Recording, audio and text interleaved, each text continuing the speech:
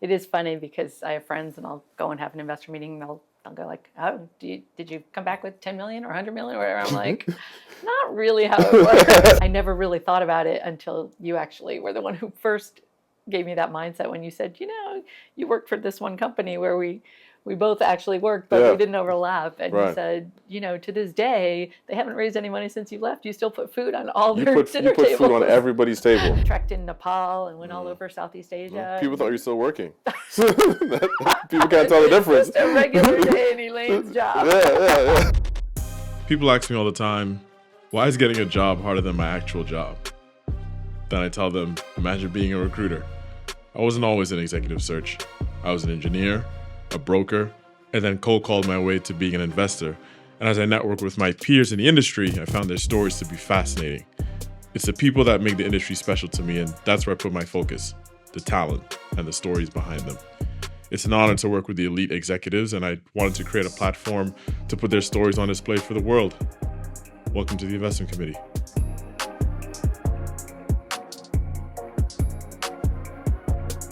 It is my pleasure to welcome Elaine Phillis. She's the head of investor relations and capital raising at PEF Advisors and brings an impressive track record, having successfully participated in over $3 billion of capital raised for renowned firms such as Westbrook Partners, Lendlease, and Tishman Speyer.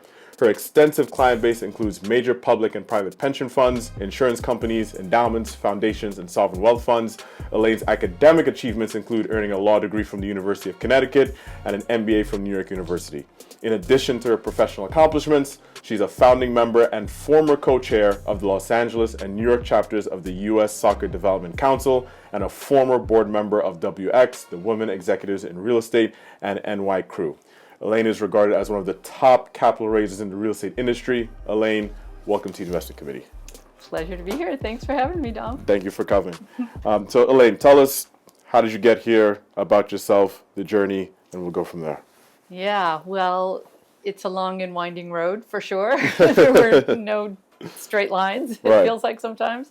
Kind of went to law school first. I'd always thought I wanted to be a prosecutor. Okay. And came out of school and they were having a hiring freeze. So I very randomly ended up in a real estate job for Cigna Insurance, working in their in-house legal department. And had taken one required real estate class in law school, went maybe twice and never went back except for the midterm and final. So definitely did not see real estate in my future. Right. But it was just a really fantastic group to work within. I had some great senior lawyers that just brought me along and understood how much more interesting it was than the litigation side. At least to me, it's litigation I felt like was very, I want to win, I want you to lose. Right. It's pretty combative. And it's not that you don't want, in a transactional role, to still come away with the better deal. But if I win, you lose, the deal doesn't get done. So at the end of the day, it's much more collaborative.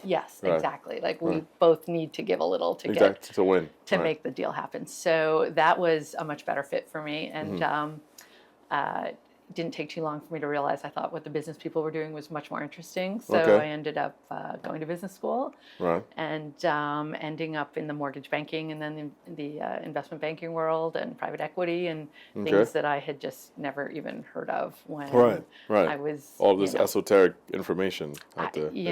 I was the kid in our first week. Well, I wasn't a kid at that point, but first week of business school, kind of leaning over to the person next to me and saying, everyone keeps talking about this guy Buffett, and Buffett said this, Buffett said that. Are they talking about Jimmy Buffett? And he was like, oh my God, you're in my study group. This is not going to end well. But that's kind of where I was coming in. Pretty baseline.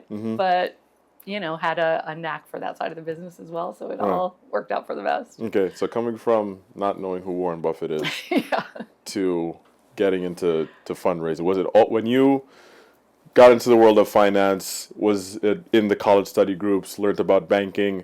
How did you navigate in that space, and how did you come up to where you are now? Yeah, I mean, again, it's amazing just how random some of these things are. I mean, I was in-house at Cigna in their lending group, and they work with a correspondent network of mortgage bankers. Right. And so when I said, hey, I'm moving to New York to go to business school, but I need a job. I was going through the executive MBA program. Okay. They actually gave a recommendation to, it was then called HFF, now it's JLL. Yeah. But Holiday Finolio at the time, they called the guys who represented them and said, hire her. She's smart. Bring her in as a first-year analyst. So that's Okay. what they did. They brought me in, Yeah. you know, even though I was a lawyer at that point, they brought me in as sort of a first year. Mm-hmm. And, you know, I didn't even really know what that job was, right? Right, I certainly didn't know how to do a cash flow or, Yeah. valuations or any Right. of those things. But Right. it also didn't take me long to pick that up, right? Like the background I brought from the law, I did understand the documentation side, the closing side, Right. ordering all the third parties. I had looked at all those as a legal Right. person. So there were parts of it that I had a much, quicker trajectory in terms of ramping up. Gotcha. So by the end of probably my first year, I was a senior analyst. Within a year after that, I was sort of Moved the up senior quick. analyst. Yeah. Right. So, The go-to. Exactly. And Yeah. then very quickly it was just sort of what I think they call like a junior producer, where I was pretty much running the deal from the very beginning. The producers would go out, bring in the deals. So the actual, broker bringing in, these are all debt deals. Yeah. They would bring in the deal. I would prepare the materials, go out and talk to all the lenders about the deal. So, pitch the deal and then run it all the way through closing. So kind of soup to nuts, except for the origination part. Gotcha. So, and, the origination part, I think, is maybe the hardest leap, because it truly is like you're sort of eat what you kill. You have to get into relationship building from that point on. Exactly. Yeah. And it's really about being able to bring in business and being willing to live on commission. And Right. I was like, I'm not sure that's exactly where my head's at right now. Right. So I was more comfortable in that just running the transaction and sort of executing, I guess you would say, an execution role rather Right. than origination role. And eventually, after a few years, a friend was on the equity side, raising money for on the equity side, and she said, it's not that different. It's still about having the relationships, but instead of calling a bunch of lenders and trying to get your deck to the top of the pile that they're looking at, and instead you're just doing it for an equity vehicle, and you're talking to equity investors. So it's the same idea, and it's understanding, why is your deal different? Why does it fit what they're looking at? Right. So I ended up making the switch and then not really ever going back. So Also on the dark side now. yeah, that's right. Good. I like to say that capital raisers, they change life within an organization. You could have the smartest investment minds in the world, but without capital, without the fuel, nothing gets done. Tell me about the profession. What is capital raising? What does it entail? It's easy just to say, hey, we go out and ask for checks, right? But what's the nitty gritty of the role? Yeah. Well, it's a good question, and it is funny because I have friends, and I'll go and have an investor meeting, and they'll go like, "Oh, did you come back with 10 million or 100 million or whatever?" I'm like, not really how it works. Right. It's like if you just move I call it the peanut. If you just move the peanut a little forward with every meeting, you're doing your job, right? But that's what it takes. It generally takes many, many steps along the way. But so the basis of the role is you can work for, a private equity type fund. You can work for an owner, a developer, lots of different places where you can have your seat. And essentially the role is to go out and bring in equity for them to invest, right? Or to be partners on deals, if maybe it's more of a owner looking for JV capital, as opposed to raising around a commingled fund or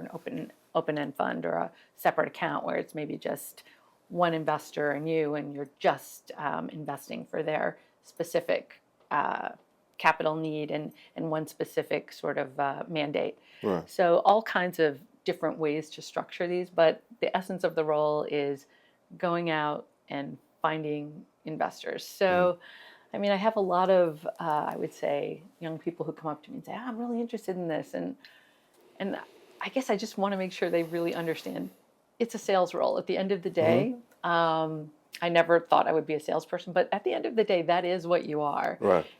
For better and for worse. So you just have to understand that there is, much like being a broker, there is a lot of just calling and getting no answer and emailing and writing, and you have to be persistent. You can't take anything personally. If somebody that you know really well and that you've worked with before, suddenly you never get a return call, you're like, can't take it personally. They're overwhelmed and swamped. So you have to just let a lot of that roll off your back. And if you don't have that thick skin, probably not the right role. Right, exactly. But I love the way you describe sort of that it's the lifeblood in companies. If they don't get that infusion of capital, nothing happens. Nothing happens. Nothing happens. I never really thought about it until you actually were the one who first gave me that mindset when you said, you worked for this one company where we both actually worked, but we didn't overlap. And you said, to this day, they haven't raised any money since you left. You still put food on all their dinner tables. You put food on everybody's table. And I never had really thought about it that way. And Elaine worked at a former employer, and listen, the capital that you gave them, it elevated our profile. We were, operating at probably anywhere from 20 to 40 million in capital. Now with you coming into the firm, we're operating at 40 to 100 million in deals. So I've just seen how instrumental capital raisers could be, and even as a recruiter, in recruiting really seasoned capital raisers into their seats. People that have really strong relationships with institutions, how life-changing it could be for the entire firm or a specific business unit, a new product that they're launching that institutions might not be aware of right now, and being able to describe in a certain way, it takes time. Yeah, it takes time. Exactly, and it is interesting. I think the other way that a friend of mine runs actually someone I worked with at Cigna, runs a private equity firm focused on industrial. Okay. And he has put together a collection of sort of 4 or 5 public pension funds that all invest with him over and over. And the way he sort of visualizes it for himself and for them is he will say, the money we made for you on this fund has, it's funded 3,000 pensioners for the Wisconsin system, because X amount is how much your average person needs a year. Right. For the Virginia system, it's 5,000 pensioners. It's like, and he actually puts it in those very concrete terms, and both for himself and his team, and I think for his clients, that this is what we're actually doing. And I'd never thought about that either. And I think that's a great way to look at it. Yeah, you actually are doing something meaningful in people's lives. Right. Yeah, you got to steal some quotes from people. Yeah, that's right. Totally doing that. right, exactly. And that's a good segue, because you talked about the pension funds. What are the different considerations when it comes to raising capital from different types of institutions? If you're raising from a pension versus a sovereign versus insurance, that it sounds like it's a different type of a sell. What's the difference there? Yeah. Sometimes it can be as simple as return thresholds. If it's endowments and foundations, for the most part, they tend to be a little bit on the higher end. They want value add to opportunistic. Typically, mid-teens is what they're looking for.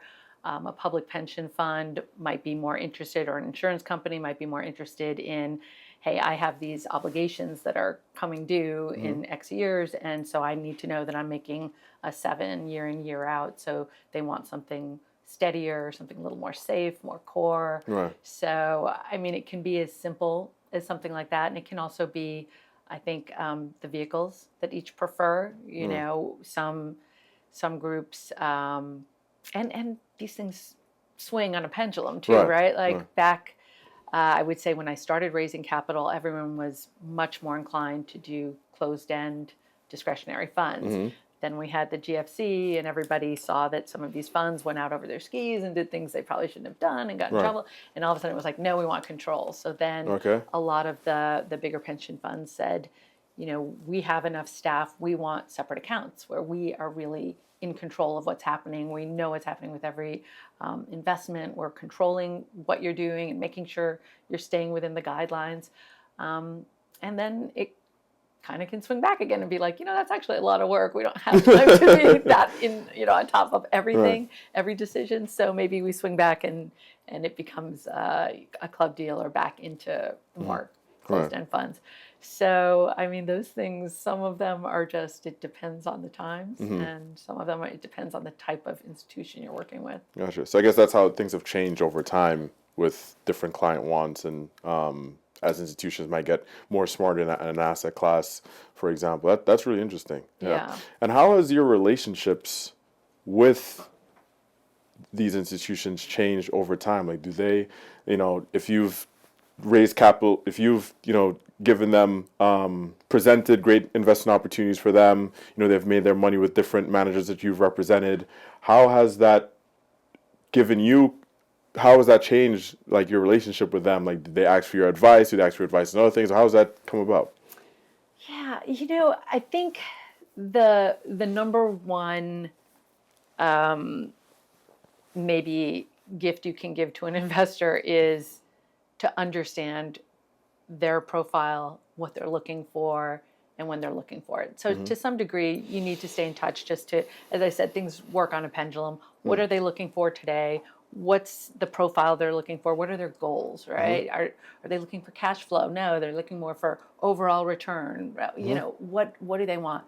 And then not wasting their time if what you have is not the right product for them. Yeah. So that they know that if you're calling them, it's something that is relevant to them, that does make sense for the program they have currently or upcoming, that is something that they have, a bit of an opening for today. If they're all filled up on multifamily, I'm wasting their time. I'd be like, I have this great multifamily product, right? Right. So, I mean, I think that's part of the trust that you build with investors, that they know this person knows me, they understand me, and they're not going to waste my time with something that doesn't make sense for me. Because as much as I like this person and I'll sit and I'll listen to their pitch, it's like they don't have time. There's so many hundreds, probably thousands of funds out there, and that products. want their attention. That it's like the biggest gift you can give them is not wasting their time. Gotcha. I could only imagine. I talked to one guy, he's a CIO at a smaller pension, teacher's pension, and he says he gets about 50 inbounds before lunch, right? Glad to hear it, like per day, right? Yeah. So that is yours. Yeah, it's right. You get noticed, much less rise to the top. Exactly. And we've gone through an interesting time in the capital markets now, because there've been a lot of bank failures, and even though interest rates have now come down, interest rates rose dramatically. So capital markets was tight. How does a capital raiser perform in that market? Like, it's been here. It's very tough to raise funds. What, as a skilled capital raiser yourself, how do you navigate in those type of waters? Yeah, I mean, part of it is understanding where you are, and if there's no money to be raised, understanding that, and maybe saying and getting the people that you report to understand our particular vehicle isn't going to move forward right now, but we need to stay in front of people. We need to maybe start forging new relationships with people that we don't know that well. But everyone's at a bit of a pause. It gives us a chance to, all right, tell me about what you've done, what you're looking for, when things open up, because at some point they will. What will you be looking for? So maybe you use it as a time to reconnect, to be able to explore a little bit more, to maybe, if you have that ability and you're not sort of a one strategy type of a firm, what can we do to exploit the situation we're in now, right? You saw all the distressed debt firms pop up, all the different hedge funds getting into the space, and exactly the mezz funds, the private equity. So I mean, those were definitely people kind of jumping into the void and saying, like, okay, this plan wasn't working, but we've got a plan B. So let's have a dislocation fund that we could take advantage of. New strategies, new ideas. But if that's not an option, then just use that time wisely to expand the relationships you have, so that when things start to open up, you're there and you're ready, and they already know who you are, and they already understand the value that you're proposing, and you don't need another 6 to 12 months to ramp up that conversation. Right. You're already kind of there. Yeah, so when capital markets open up, you just...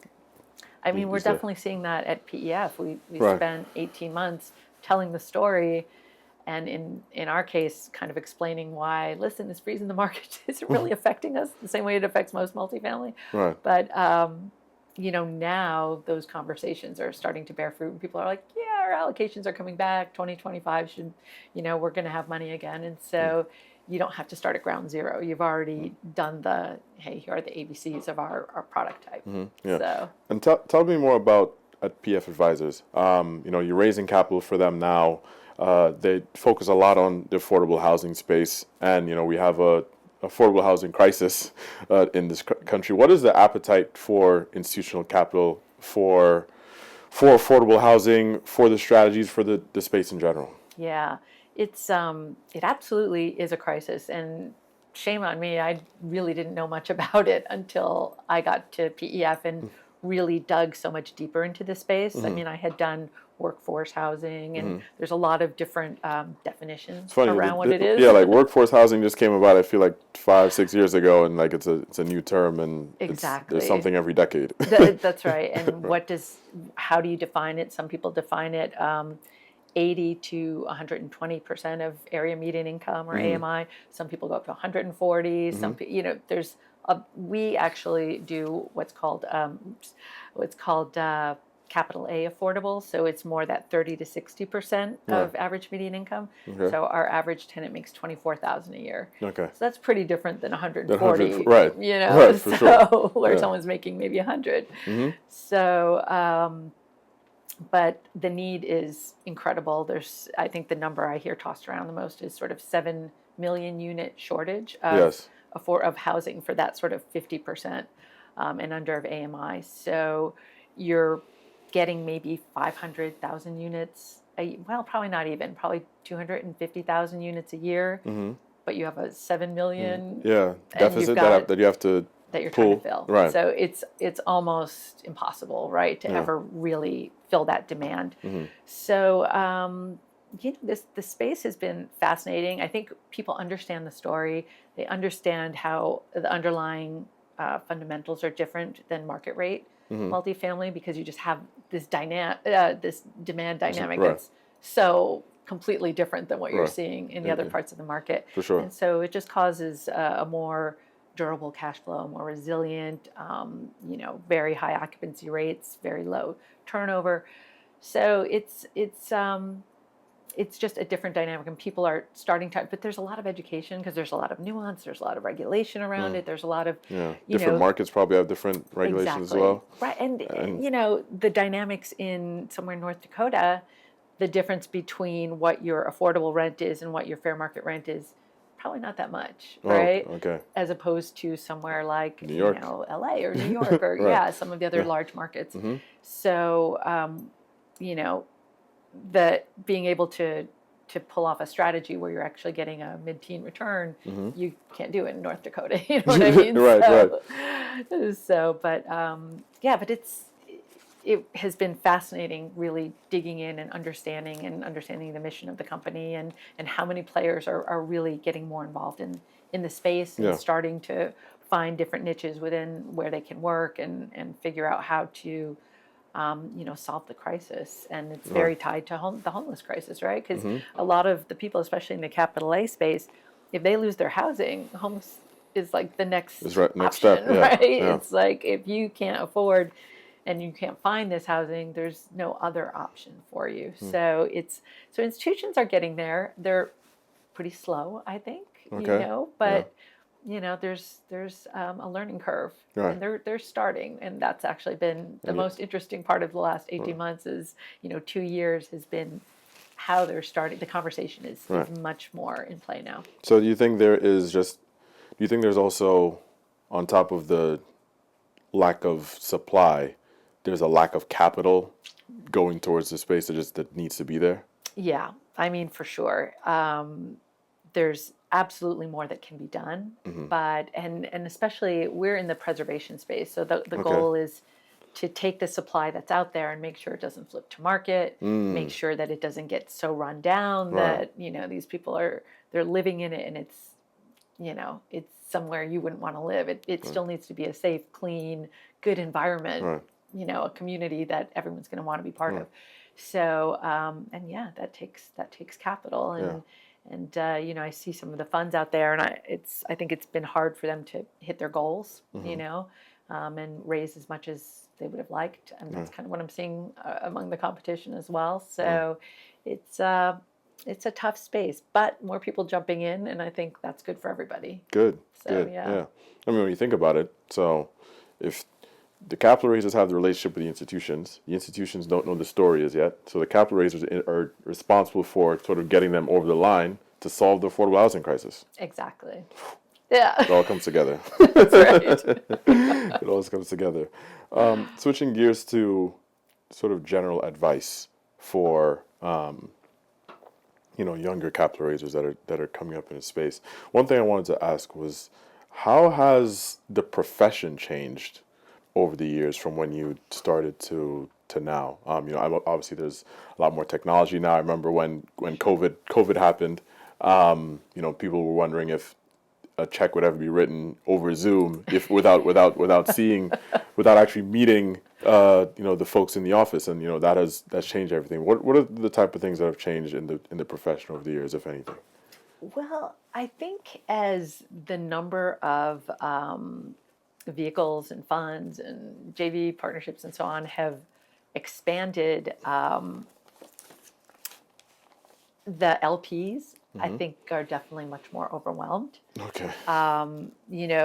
The old days, you could kind of show up at a city and just say, hey, I'm in Indianapolis today. Are you around? Can we grab a cup of coffee? I don't think that ever happens anymore. Really? If you aren't booked 3-4 weeks out, maybe even more, people's schedules just do not allow, it can't just be like, hey, let's grab a cup of coffee. It's not spontaneous. I think it's really hard to do that. And that was pretty common, I feel like, when I sort of started out in the mid-2000s. And, so I think that's one area. I think also because of some of the things that happened with the public pension funds where, there was a little bit of, maybe pay to play isn't the exact right word, but things have gotten pretty locked down where, I'll have friends at public pension plans who I've known for 15, 20 years. I cannot buy them a cup of coffee. I can't share a cab and pay for it. I can't. Wow. It's like people are really, really strict about, and which I get. Obviously, you don't want to be, you want to be able to say, hey, I've never accepted anything from anyone. Right. But it crosses the line. Right. Yeah. And so now that's a little like it's kind of a new thing. It almost reminds me of like sports, like with the NCAA, where it's like you can't buy the team a couple of a lunch, or like it just gets like, we understand why the rules are in place, but there's. And how much they've changed now. Now you can kind of now there's NIL deals. Now you can now they're professional athletes. Really, right. I mean they always were. Shoe but deal, you can do whatever. So that's different. Yeah. What would you pass on to aspiring capital raisers, especially the career changers, because there's a career path that a lot of capital raisers have where, they're in investor relations, they're doing RFPs, and then, they slowly sort of wiggle their way, into the meetings before they get into capital raising. But there are a lot of career changers that want to get into capital raising, whether they're not even in the investment seat, but, they might be in risk, or they might be in compliance, or they might be in another area where they say, okay, well, I believe my personality is for this. Yeah. They might be 8-10 years into their career, but want to change. What would you say to those folks? I get that all the time. Hey, I want to move into capital raising. I want to move into fundraising. I think it'll fit me. How have you thought about that? It is funny because you do hear that a lot. It's like, well, I'm in portfolio management or I'm in asset management, but I really like talking to people and like talking to the investors, and so I'd rather. I'm like, okay, be careful what you ask for, right? I mean, if you're a high-level portfolio manager, you're being put in front of investors all the time, right? In fact, they were more interested in talking to you than in me. They want to talk to the person actually doing the deals and running the portfolios. Right. So you can get to that part of the job through other channels, right? As aside just being the capital raiser. I do think it's really important, at least this is just my opinion, but like when I came up through HFF, I was nuts and bolts in the deals. I was underwriting deals. I did the discounted cash flows and the Argus models and profitors. Exactly. So when I had basically did the valuations just like you would on an appraisal, you really understand the fundamentals of what's going on. And if you don't, so I always encourage people, do some kind of underwriting, like spend some time in acquisitions or asset management or something that is going to get you to really understand the underlying factors. The fundamentals of the asset class, because when you're out there selling it, you could just be, then you're just a salesman if you don't really understand. And someone asks a more involved question and you're like, I'll get back to you on that. Let me get back to you on it. It's like, no, you need to actually get what's going on. And to be an effective salesperson, you need to understand the nuances. Why you've got 300 multifamily funds. Why is yours different? What's the unique kernel at the center of that makes you different than everybody else? What do you do better? What do you do? What's your secret sauce? What's your edge? And if you don't understand that, because you don't really understand the asset class and the nitty gritty of it, it's kind of hard to figure out what that is and how to present that and how to sell it and what your edge is going to be. And you do need to be able to articulate that. So I think that's an important thing, having a few years at least of that underlying understanding is super helpful. In terms of moving into it at a little later stage, I think the number one thing is understanding it's sales, and do you want to be a salesperson? Because it seems more like, hey, you're on planes all the time and you're going to conferences and you're going to Europe and Japan. All the glam. Which it's exhausting. It's fun. I love it. I think it's fun and it's a fun part of the job, but it's also a really tiring part of the job, and it's not all you're doing. Most of it, 90% of it, is just calling and emailing and not getting responses. So it's like, understand that's what you're saying. That's the process.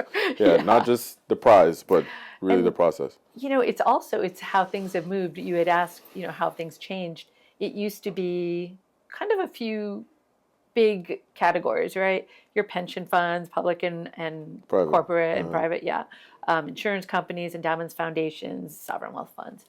Now, where all the action seems to be is the OCIOs. So, outside CIO. The high net worth channels, so RIAs. That's big. Family offices.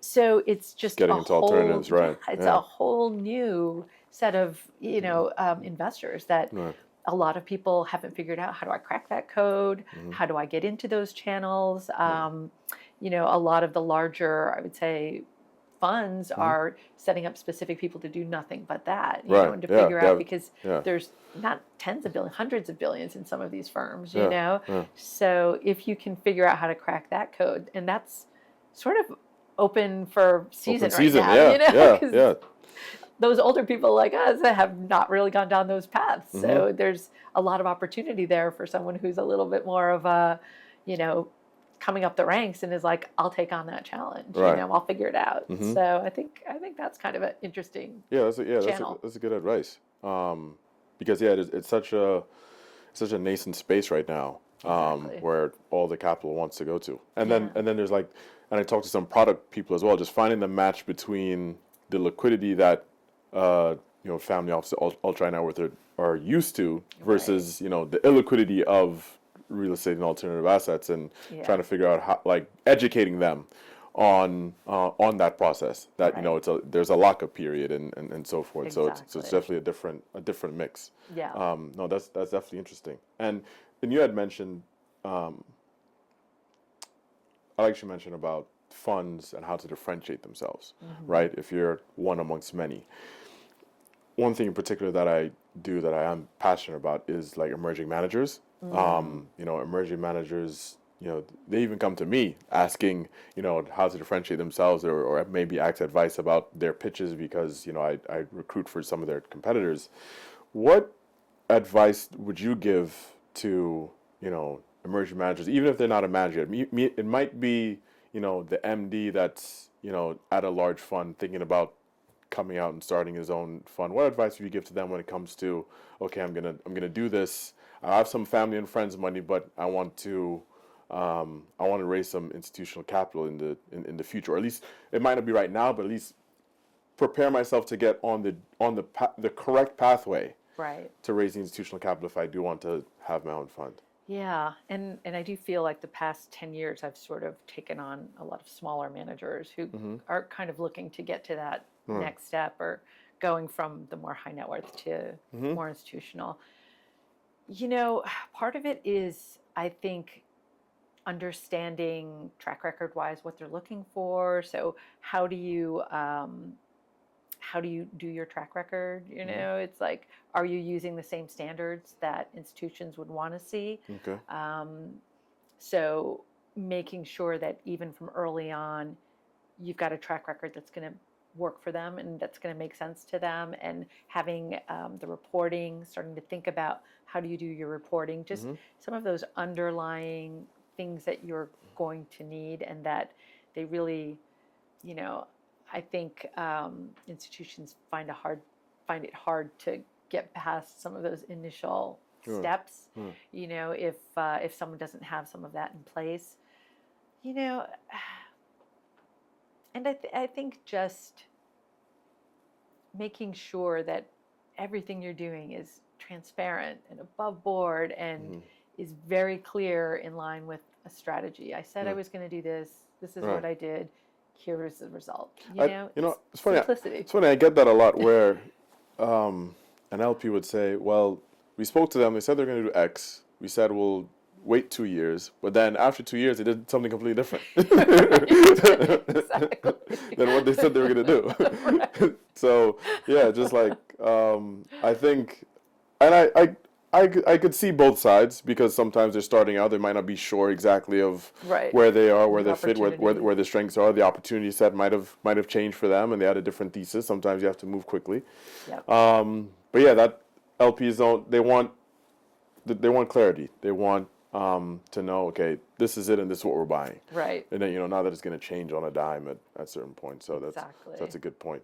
I also think for emerging managers today, more than ever before, there are a lot of just programs out there, whether it's through some of the larger public pension funds have groups, or you've got sort of the Artemises and the GCMs that have that SEM consortium, the big conferences just for emerging managers. Yeah, a lot more programs. Yeah, so I think there are more ways to try and access that capital. Yeah, definitely completely different than 10 years ago. Yeah, and I think they can provide a lot of guidance and sort of help set you up for success. I mean, I think the traditional way to do it was you would do one-off deals, right? And then eventually you get to the point where, oh, now I can raise a fund and, either combine all the deals that I own, or, hey, I've got enough of a track record on the one-off deals to now raise some commingled money. Right. And, there are different, I think, newer ways that, I think one of the groups, their theory is,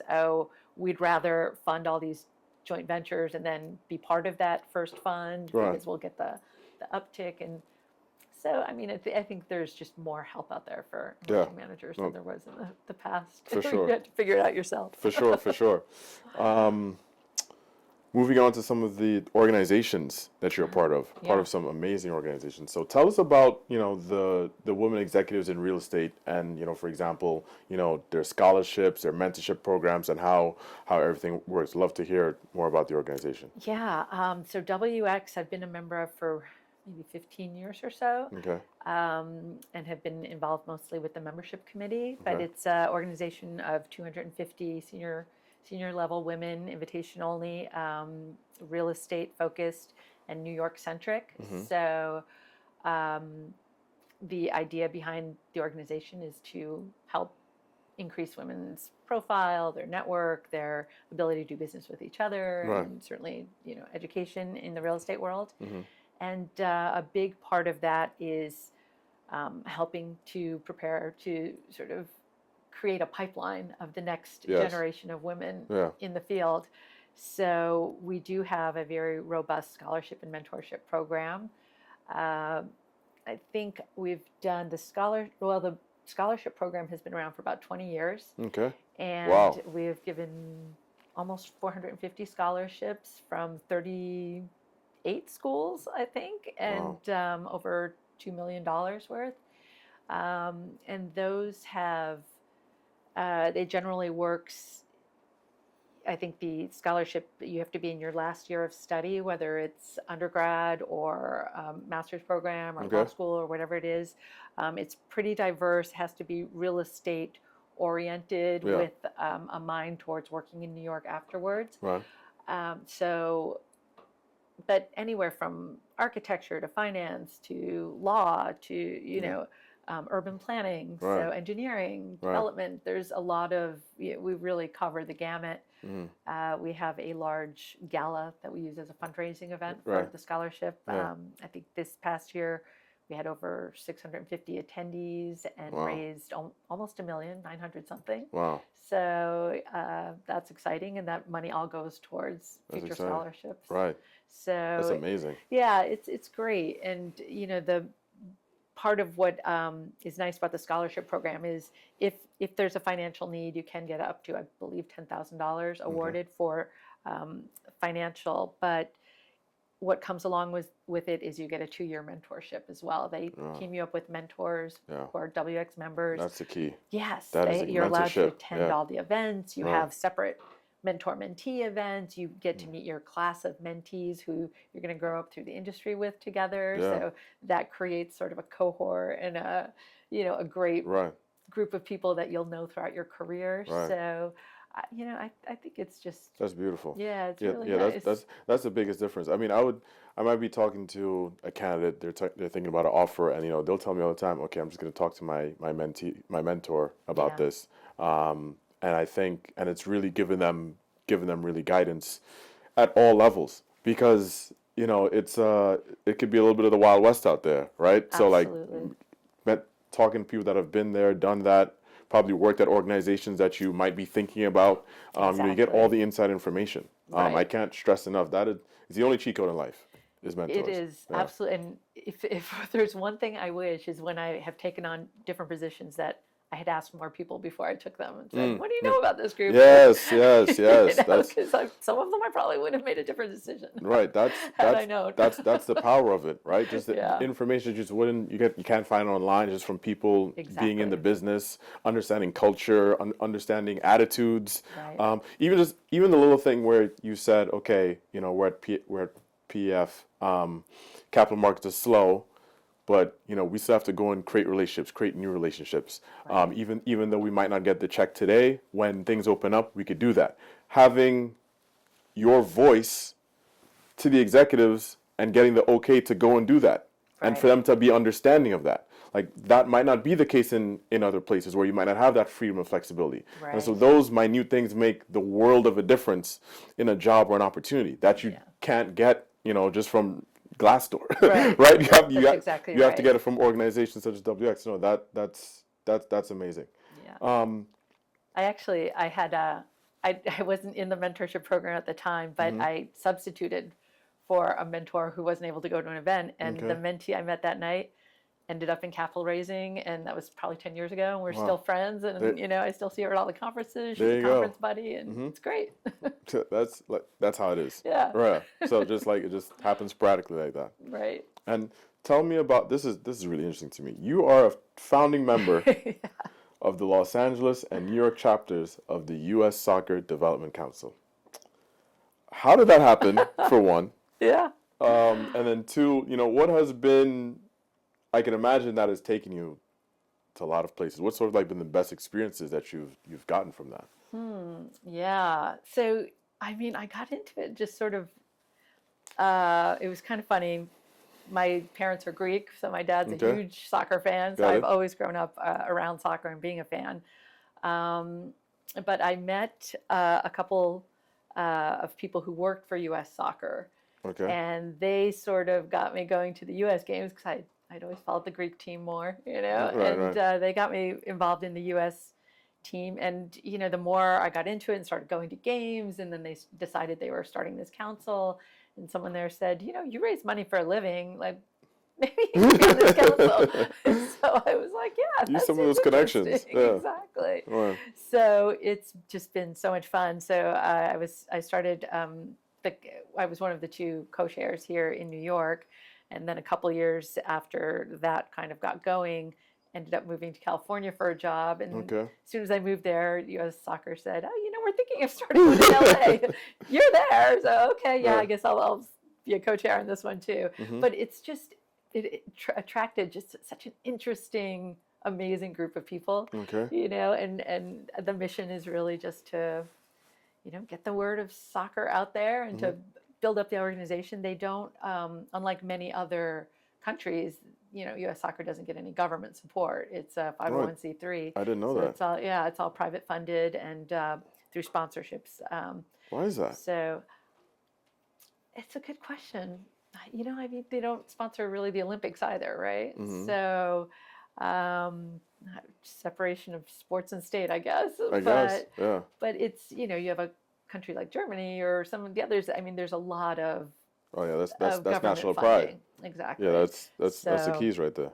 Yeah. So I mean, we do try and spread the awareness. But I think probably the most interesting thing I've done, and I've been to numerous places around the world to see the teams play. I can only imagine. It's been and the access, you get pretty great access through you know, the development council. But I did go to Qatar in 2022. Yeah? I was able to spend a week, and I went to 8 games in 5 days. So it was pretty amazing. All around the country? I mean, because they were all very close, within an hour and a half of Doha. If you were in Doha, they were all, you know, it'll be very different when it's here in the U.S. and Mexico and Canada in 2 years. It's going to be... You're going to be on a lot of planes. Right. Planes, trains, and automobiles. But, and the finals is in MetLife. Exactly. The traffic is going to be... I'm already, like, getting ready to buy my ticket and figure out how I'm going to get out there. Yeah, we got to get some Airbnbs around here. And, right. Yeah, for sure. Yep. But it's, I mean, it was so easy, and I got to see a lot of teams. And once you sort of start getting into the network, I mean, I think I had only bought four games maybe, but then you get there and you bump into people and they say, I have extra tickets to the Brazil game. You want to go? Yes. I want to go. I have an extra seat at the, you know, at the Germany-Japan game. Do you want to go? Absolutely. So I ended up going to far more games than I'd even planned. So it was great. Okay. I have one maybe a little spicy question here. Okay. So America has one of the largest and most diverse populations on the planet. Best technology, medicine, resources. Why aren't the men more competitive in U.S. soccer? I don't understand it. A lot of other, I mean, I kind of understand it a little bit because it's the pride of other countries. You know, this is the last thing we're going to have America have, you know, because, you know, you have all these other sports and, you know, the best country in the world. We're not going to let you have soccer. So it's more of a pride thing. But with that said, there's an overwhelming abundance of resources here. Why hasn't they've sort of gotten over the hump into one of the upper echelon of teams? The more elite. Yeah. Yeah, I mean, I think a good way to keep it in perspective is out of the 211 countries in FIFA, only 8 have ever won the World Cup. True. So that's not very many. But not very many are like the size of the U.S. That's true also, for sure. But I think it's just, you know, and many of those 8 have won. I mean, Brazil's won 5 times. Argentina has won, 3 or 4. Germany, West Germany has won 4. So kind of repeaters, right? To crack that little elite club is pretty crazy and pretty difficult. And I do think it's a process. So, and I think we are getting better, you know, and it'll be really interesting when it's here, because obviously of all those countries who won, almost all of them have won when they were home, the home country of the tournament. So that definitely should give us an edge. But it's, I mean, I feel like I've seen change, and if you look at the team we have now, they're playing in more elite clubs around the world and in Europe than any other team we've had in the past. So it's a slow process, but we're starting to get there. And I, have high hopes for them for sure. And I think as more and more Americans get behind it, I think the women is a great example, right? When they started out, they're the bosses. we had all the resources. We were able to give them better training, and they rose to the elite level. That's what I'm saying. Yeah. But today, all these other countries, now they've been like, oh yeah, women's soccer, that's kind of interesting. And guess what? The competition up here is much tougher for them now. They used to kind of dominate. Just rule. Exactly. And now it's like there's another 5-8 countries that are tough and they're just as good. And so I think it's the opposite with the men, right? There's these other groups, and now we're the ones trying to catch get up. up. So, but it's definitely been a fun ride, and I hope everybody gets on board for when the World Cup is here. It'll be a great experience. It is a great party. It's a party, a countrywide party. Absolutely. New York will be buzzing. For sure. It'll be fun. Yeah. Okay. Lightning round. Oh, okay. Gotcha. Morning person or night owl? Would love to be a morning person, aspire to be, but definitely a night owl. I'm in the same boat as you, so trust me, I get it. I completely understand. What year would you travel to and why? I think a year in the Renaissance, because I'm a huge Michelangelo fan. So it would just be so interesting to be in a time where the arts were so favored. And just, if I could go back and do it again, I'd probably be an art history major. Just because I go to museums so often all over the world, and I'm just like, I like this one. See, that's why people fall in love with people fall in love with capital raising, because they see the pictures of you. I'm in this museum. I'm in this country, and I want your job. That's probably what happens. It's your fault. You're having them fall in love with the dream. That's right. See, that's how it happens. But I don't understand what I'm seeing. I wish I had more background. Most irrational fear. Oh yeah, getting attacked by a shark. Yeah. Isn't that funny? So I was working with a career coach once, and she asked me, what's your greatest fear in life? And I said, oh, getting attacked by a shark. Yeah. And she's like, she gave me a funny look. And she goes, most people, it's like being destitute, being homeless. And I was like, oh, really? I was like, no, I'm really terrified of sharks getting at me. I don't know. Not touching that at all. Okay. Any hidden talents? No. I'm trying to think. I don't think I have any. They're all pretty much out there. Use them to the fullest capacity already. Yeah, I mean, hidden talents. I can't really think of one. If you could learn a new skill, what would it be? I would love to be able to sing. I'm a horrible singer. Yeah, like I have to be in a car with the radio really cranked up so I can't hear myself to sing. Big shower singer? No, because then I can actually hear myself, and I'm not bad. One meal for the rest of your life? Probably New Haven pizza. Oh, yeah? Sally's. Okay. Maybe bar. Yeah. I gotta try it out then. Oh, you gotta get up there. There's some big pizza wars in the tri-state area. So it's so that's the best one? I think Sally is probably number 1, bar number 2, and modern number 3. And I'm not a Pepe's fan, so Pepe's maybe 4. Gotcha. And proudest moment? Proudest moment. So I think actually right after, during, I guess, the GFC, I was working for a big fund. We had just raised over $2 billion, and it was double the size of their last fund. Wow. So had really just brought it home, and got let go anyway. But kind of GFC. Looked around. The GFC, that's what it was. Took a lot of lives. So it was a tough couple years. So looked around. All my friends were losing their jobs. New York was not a fun place to be. And I just said, you know what? I'm going to go on the road. And I took sort of the next 9 months and went to Europe and trekked in Nepal and went all over Southeast Asia. People thought you were still working.